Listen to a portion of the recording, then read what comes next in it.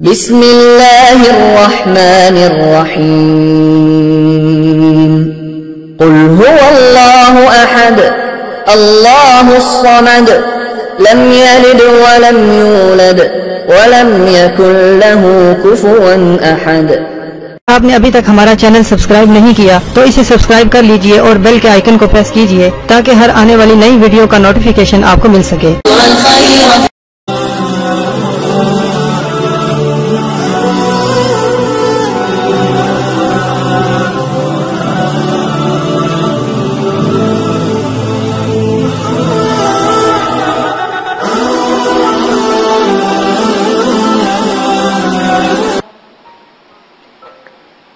جو بگی تھی اس کے اوپر سفر کر رہی تھی اور بہت ہی تیار شیار ہو کر خوبصورت کپڑے پہن کر ریشم کا لباس زیب تن کر کے اور سونے کے ہار ہیروں کے ہار گلے میں پہنے ہوئے جیسے کہ کوئی بادشاہ ہو یا کوئی مہارانی ہو تو وہ جا رہی تھی، پر وہ باندی کسی بادشاہ کی باندی تھی۔ حضرت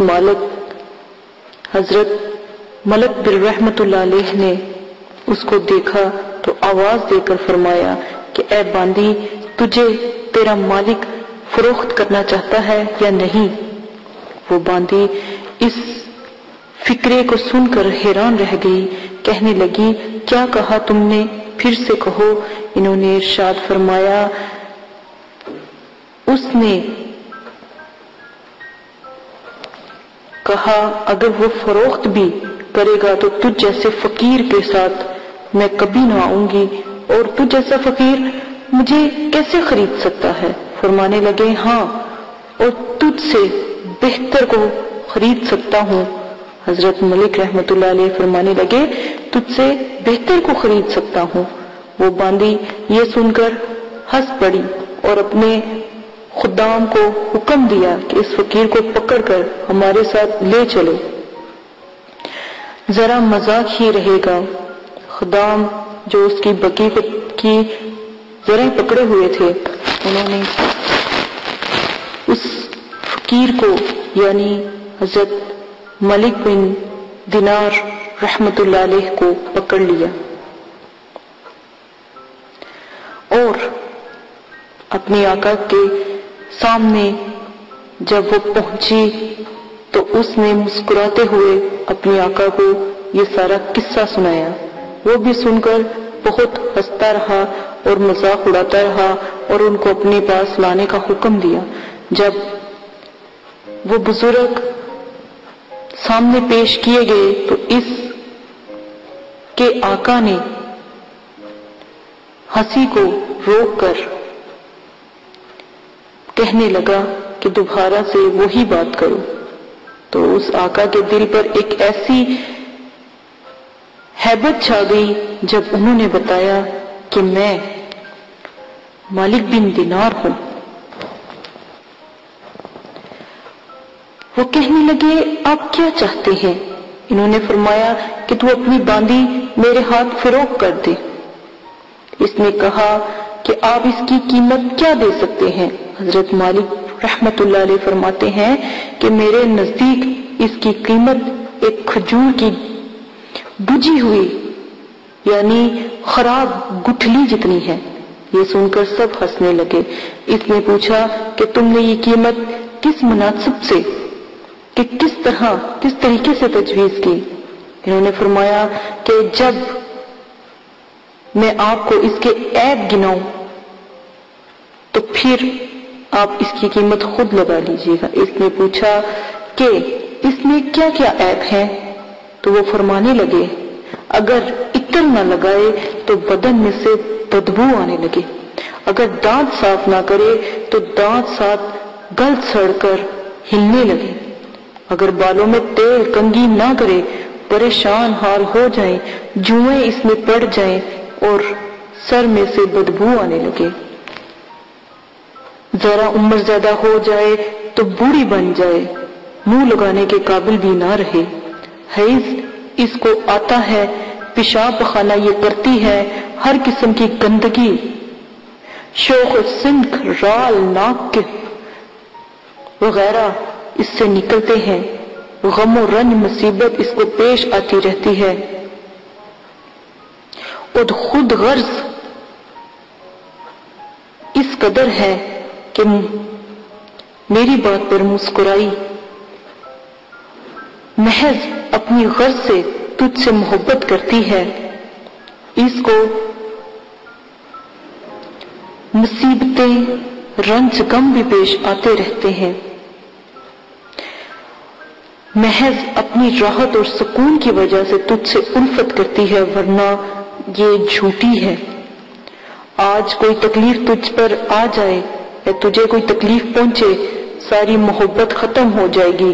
اتنی بے وفا، اتنی قول و قرار کو پورا نہ کرنے والی، اس کی ساری محبتیں جھوٹی، کل کو تیرے بعد کسی دوسرے کے پہلو میں جا بیٹھے گی، تو اس سے بھی ایسی ہی محبت کے دعوے کرنے لگے گی کہ وہ بھی اس کے شکنجے میں آ جائے گا۔ میرے پاس اس سے 1000 درجے بہتر باندی ہے جو اس سے انتہائی کم قیمت میں ہے، وہ کافور کے حواس سے بنی ہوئی ہے، مشک اور زعفران کی ملاوٹ سے پیدا کی گئی ہے، اس سے موتیوں اور نور کی روشنی کو لپیٹا گیا ہے۔ اگر کھارے پانی میں اپنا آب دہن ڈال دے، ہاتھ ڈال دے تو وہ میٹھا ہو جائے، مردوں سے بات کرے تو مردے زندہ ہو جائیں، اگر اس کی کلائی آفتاب کے سامنے کر دی جائے، آفتاب بے نور ہو جائے، گہن لگ جائے، اگر وہ اندھیرے میں جائے تو سارا گھر روشن ہو جائے، چمکدار ہو جائے، اگر وہ دنیا میں اپنی زین زیبت کے ساتھ آ جائے تو سورج تو کیا، چاند تو کیا، ستارے تک روشن ہو جائیں، سارا جہان اس کی خوشبوؤں سے معطر ہو جائے، چمک جائے۔ اس باندی نے مشک و زعفران کے باغوں میں پرورش پائی ہے، یاقوت اور مرجان کی ٹہنیوں میں کھیلی ہے، ہر طرح کی نعمتوں کے خیمے اس کا محل سرائے ہے، تصویر جنت کی نہروں میں سے ایک نہر ہے، اس کا وہ پانی پیتی ہے، کبھی وعدہ خلافی نہیں کرتی، اپنی محبت کو نہیں بدلتی، ہر جائی نہیں ہے۔ اب تو ہی بتا کہ قیمت خرچ کرنے کے اعتبار سے کون سی باندی زیادہ مؤثر ہوئی؟ سب نے کہا وہی باندی جس کی آپ نے خیر دی، جس کی آپ نے خبر عطا کی۔ آپ نے فرمایا کہ اس باندی کی قیمت ہر وقت، ہر زمانے میں ہر شخص کے پاس موجود ہے۔ لوگوں نے پوچھا کہ اس کی قیمت کیا ہے؟ آپ نے فرمایا اتنی بڑی اور عالی شان چیز کے خریدنے کے لیے بہت معمولی قیمت ادا کرنی ہوگی، یعنی اس باندی کو خریدنے کے لیے تھوڑی سی قیمت ادا کرنی ہوگی، اور وہ یہ ہے کہ رات کا تھوڑا سا وقت فارغ کر کے صرف اللہ جل شانہ کے لیے کم از کم 2 رکعت نماز تہجد پڑھ لیے جائے۔ جب تم کھانا کھانے بیٹھو تو غریب محتاج کو اپنے ساتھ کھانے کے لیے دعوت دو، اللہ جل شانہ کی رضا کو اپنی خواہش پر غالب کر دو، راستے میں کوئی تکلیف دینے والی چیز یا کانٹا، اینٹ، پتھر وغیرہ کو ہٹا دو، دنیا کی زندگی کو اپنے معمول اخراجات کے ساتھ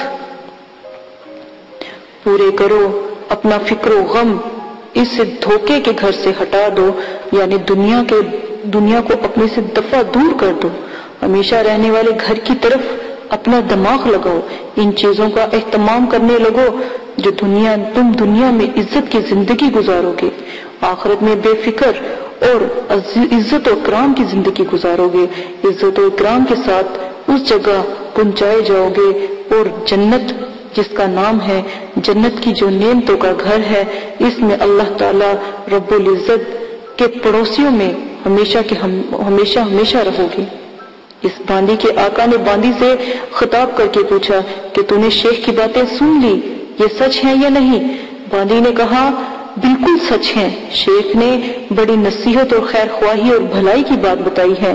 آقا نے کہا کہ اچھا تو اب آزاد ہے، اتنا سامان تیرے نظرے کر دیا جاتا ہے، اور اپنے سب غلاموں سے کہا کہ تم بھی آج سے آزاد ہو، اور میرے مال